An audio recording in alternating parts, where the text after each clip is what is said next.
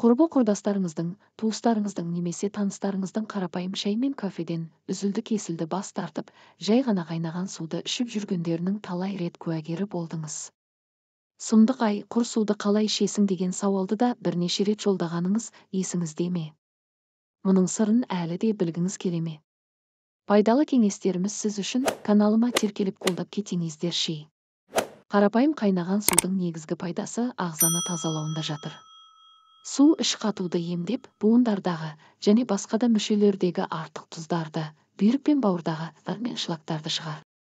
Қайнаған су ішуді бастағаннан кейін бірнеше күн өткен соң буындарда, бүйректе ауырсыну, зәрдің түсінің өзгеруі байқалады.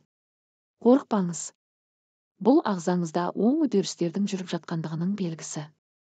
Қайнаған сумен емделіңіз. Құрбы-құрдастарыңыздың, туыстарыңыздың немесе таныстарыңыздың қарапайым шай мен кофеден үзілді-кесілді бас тартып, жай ғана қайнаған суды ішіп жүргендерінің талай рет куәгері болдыңыз. Сұмдық ай, құр суды қалай ішесің деген сауалды да бірнеше рет жолдағаныңыз есіңізде ме? Олар сізге себебін түсіндіріп жатпады, сіз де қазанды жабулы күйінде қалдыра салдыңыз. Мұның сырын әлі де білгіңіз келе ме? Пайдалы кеңестеріміз сіз үшін. Қайнаған судың пайдасы. Қарапайым қайнаған судың негізгі пайдасы ағзаны тазалауында жатыр. Су іш қатуды емдеп, буындардағы және басқа да мүшелердегі артық тұздарды, бүйрек пен бауырдағы зар мен шлактарды шығар. Қайнаған су ішуді бастағаннан кейін бірнеше күн өткен соң буындарда, бүйректе ауырсыну, зәрдің түсінің өзгеруі байқалады. Қорықпаңыз. Бұл ағзаңызда оң үдерістердің жүріп жатқандығының белгісі. Қолдану тәртібі.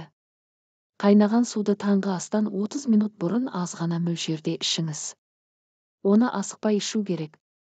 Су ішекті оятады, оның жұмысқа кірісуіне себеп болады, қалтарыс-бұлтарыстарында іркілген қажетсіз заттарды сыртқа ығыстырады. Аталған қарапайым рәсімді бар жоғы 6 ай уақытқа дейін орындасаңыз жетіп жатыр. Бұл уақытта денеңіз артық майлардан арылып, дене сымбаты қалпына келіп, белгілі бір жүйеге түседі. Омыртқа жотасындағы ауру сырқаулар жоғалып, икемге келе бастайды.